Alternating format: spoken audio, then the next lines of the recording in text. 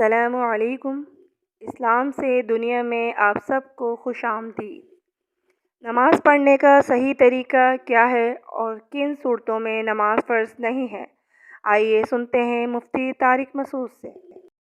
توحید، رسالت، ختم نبوت، جو بھی اسلام کے ضروری عقائد ہیں، اللہ فرماتے ہیں وہ لوگ کامیاب ہو گئے جو مومن ہیں، الذین ہم فی صلاتہم خاشعون، جن کا عقیدہ بھی درست ہو اور اعمال میں کیا ہو، اپنی نمازوں میں خشوع پیدا کرتے ہوں، وہ اپنی نمازوں کے اندر خشوع پیدا کرتے ہوں، دل لگا کے دھیان سے نماز پڑھتے ہوں۔ کامیاب لوگوں کی قرآن ہمیشہ پہلی علامت جو بیان کرتا ہے نا، وہ یہی ہے کہ عقائد درست اور نماز، عقائد درست اور نماز۔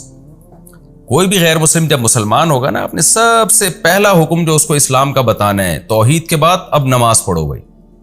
یہاں تک علماء نے لکھا ہے کہ آج آپ کے ہاتھ پہ کوئی غیر مسلم مسلمان ہوا، ابھی مسلمان ہوا اور نماز کا ٹائم میں کچھ وقت باقی ہے، اتنا باقی ہے کہ وضو کر کے تکبیر تحریمہ کہہ سکتا ہے وہ، تو اس پہ نماز فرض ہو جائے گی۔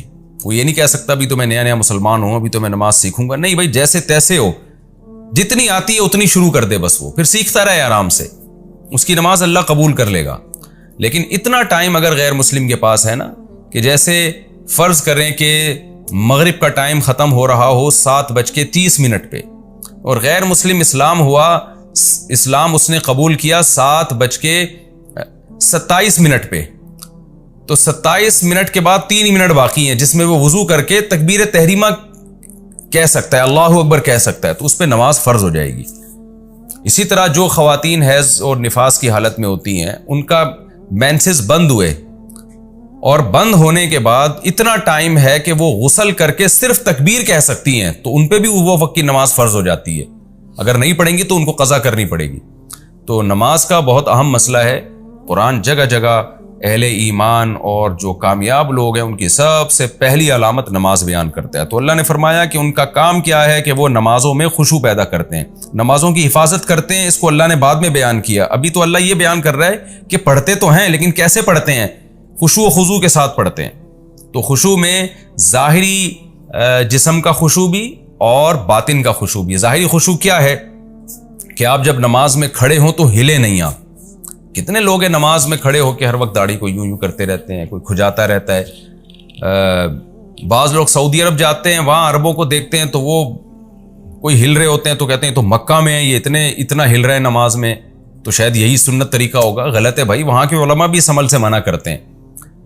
تو ایسا نہیں ہے کہ کسی عربی کو آپ نے کوئی بھی دیکھ لیا تو وہی اسلام بن گیا۔ وہ نمازوں میں آپ کو خشوع پیدا کرنے کی ضرورت ہے، اور خشوع میں ظاہری خشوع بھی باطنی خشوع بھی۔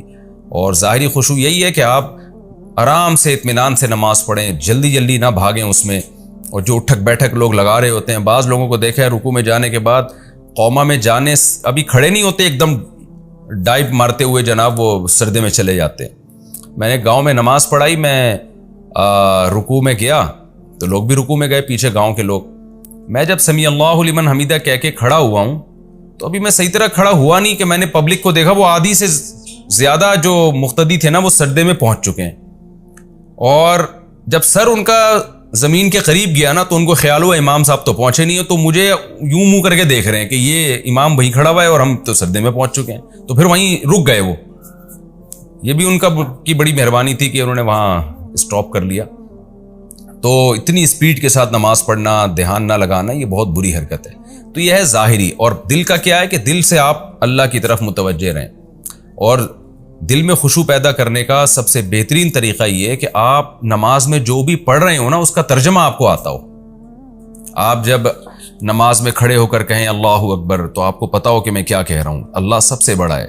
پھر سبحانک اللہم، اے اللہ تو ہر عیب سے پاک ہے، وہ بحمدک، ہر عیب سے پاک ہے اور تمام تعریفیں تیرے لیے۔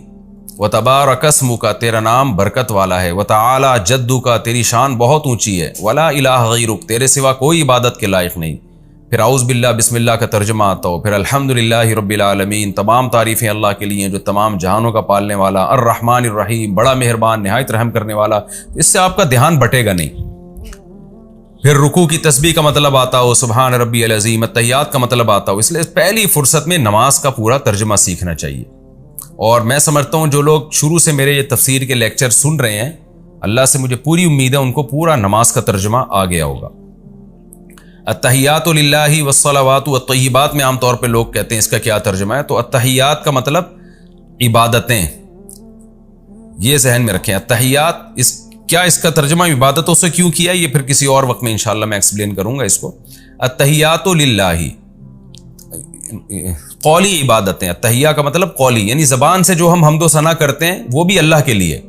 والصلوات، اسی طرح جو بدنی عبادتیں ہیں، نماز پڑھنا، حج کرنا، وہ بھی اللہ کے لیے. والطیبات، اور مالی عبادتیں یعنی صدقہ خیرات، وہ بھی اللہ کے لیے. تو یہ لفظ یاد کر لیں، التحیات للہ والصلوات والطیبات. السلام علیکہ ایھا النبی، آگے پھر وہ آسان ترجمہ ہے اس کا. تو تفسیر کے لیکچر اگر جو لوگ غور سے سن رہے ہیں تو مجھے امید ہے انشاءاللہ تراویح میں بھی ان کو بہت حد تک قرآن سمجھ میں آنا شروع ہو جائے گا. تراویح کی نماز میں بھی ان کا دل لگے گا، تہجد کی نماز میں بھی. تو اس کا بھی بڑا دخل ہے کہ آپ کو نماز کا مفہوم اگر آتا ہو. تو جن لوگوں کا نماز کا مفہوم نہیں آتا وہ یاد کریں، نماز ترجمے سے سیکھیں. اور جب تک ترجمہ نہیں آتا تو یہ تصور کر کے کھڑے ہوا کریں بھئی ہم اللہ کے سامنے عبادت کے لیے کھڑے ہوئے، تو اپنا دھیان وہاں لگائیں. لیکن ایک بات خوب سمجھ لیں، یہ پوری امت کے علماء کا اس پر اجماع ہے کہ نماز میں دھیان لگانے کی کوشش کرنا فرض ہے، دھیان کا لگنا فرض نہیں ہے. آپ نے پوری کوشش کر لی پھر بھی دماغ نہیں لگ رہا نماز میں، تو اس سے ٹینشن نہیں لینی ہے، پریشان نہیں ہونا ہے کہ جو آپ جتنا آپ کر سکتے تھے آپ نے کر لیا، اس سے زیادہ کہ آپ شریعت میں مکلف نہیں ہیں. تو ایسا نہ ہو کہ پریشان ہونا شروع ہو جائیں، ابھی دل تو لگ نہیں رہا. ظاہر انسان 20 کاموں کے بعد جب نماز میں آ کے کھڑا ہوتا ہے تو اس کا دھیان بٹ رہا ہوتا ہے. اور علماء نے یہ بھی بیان کیا ہے کہ نماز سے پہلے جو اللہ نے سنتیں رکھی ہیں نا، فرض نماز سے پہلے، اس میں ایک بڑی حکمت یہی ہے کہ سنتوں کی وجہ سے آپ کا دھیان جو ادھر ادھر گیا ہوا ہے نا، وہ بٹ کے سنتوں